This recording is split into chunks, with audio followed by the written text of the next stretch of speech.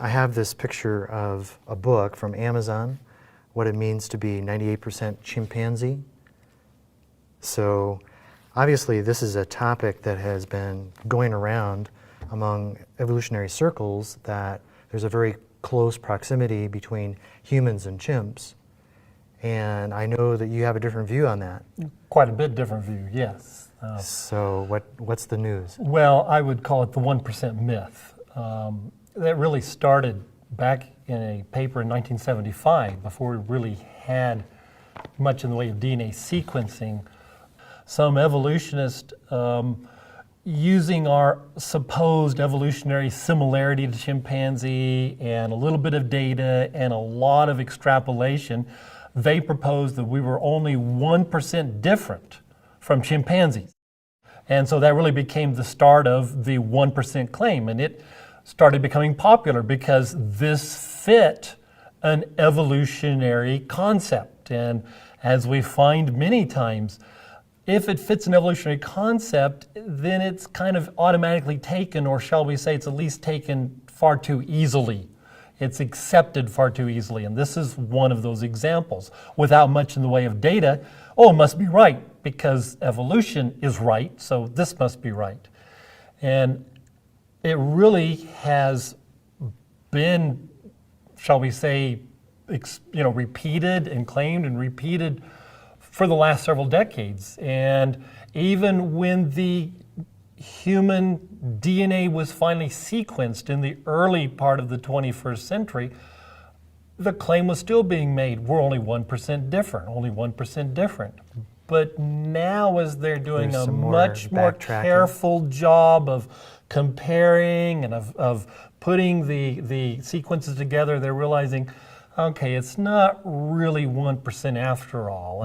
And so now there's recognition, even the evolutionist community, that, okay, maybe 4, 5, 6%, but I think that's even being way too favorable.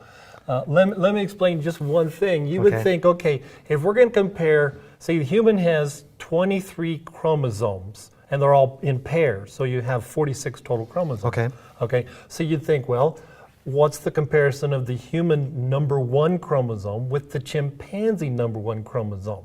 But that's not how they do it. They take the human number 1 chromosome and they search all of the chimpanzee chromosomes to see if they can find little bitty sequences that line up. Doesn't have to have anything to do with it being gene structures or regulatory structures, just little bitty sequences, and see if they line up. That's how they come about with their comparisons. So but you were also saying that there's quite a bit of difference between just the percentage of genome for the chimpanzee and the human. Correct. There's almost 12% more DNA in the chimpanzee chromosomes than there is in the human. And so how can you only get a 1% difference when you have 12%? You ignore the 12%. That's the way you do it. Now, I don't know if the chimpanzee appreciates you ignoring the 12%, because it probably is a little important to the chimpanzee. So that's why in 2010 there actually was a paper that finally did a comparison of all the techniques used to compare chimpanzee chromosome with human chromosome, with fish chromosome, with cow chromosome. And this paper concluded that they're so flawed in all the ways they do this that you get totally different results depending on what method you use and the assumptions of the method being used. And so the paper really suggested that we can't make a claim of what the similarity is. Now, I promise you, they're still going to be claimed 1%, maybe 2%. But we know that you can't make really any claim at all. There's just no way at the moment to adequately compare.